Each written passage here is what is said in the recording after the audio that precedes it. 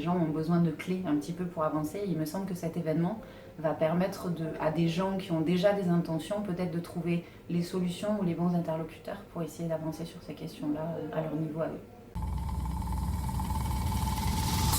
Donc, je suis Sophie Fleckenstein, je suis consultante en environnement sur les questions de santé-environnement.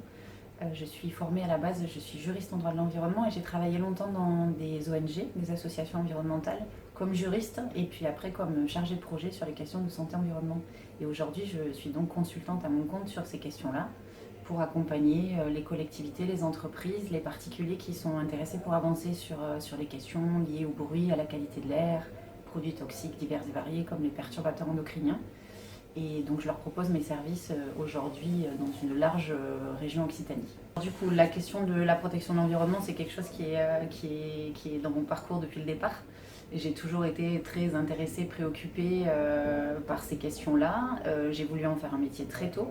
J'étais juriste pour plein d'autres bonnes raisons et je me suis très rapidement dirigée vers le droit de l'environnement parce que ça me paraissait être un super outil pour faire avancer les choses. Et très naturellement, après avoir travaillé longtemps avec des associations, avec l'État français, les collectivités territoriales, je me suis dit que je pouvais, à ma façon et à mon compte, apporter des choses aux gens pour essayer de faire avancer ces questions. Mais quand je dis faire avancer, c'est du coup en menant des actions très concrètes, des programmes d'action, des choses très concrètes à faire au quotidien, dans son entreprise, dans sa collectivité, chez soi, pour faire progresser ces questions-là et qu'on vive dans un environnement un peu plus sain.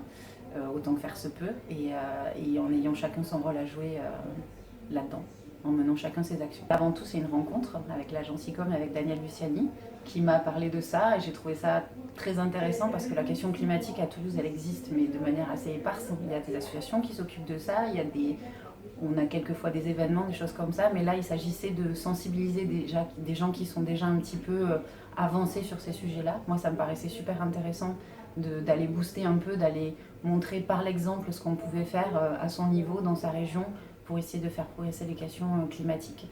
On en entend énormément parler dans la presse, on en entend parler à la télévision, et je me dis que les gens ont besoin de clés un petit peu pour avancer. Il me semble que cet événement va permettre à des gens qui ont déjà des intentions peut-être de trouver les solutions ou les bons interlocuteurs pour essayer d'avancer sur ces questions-là à leur niveau à eux.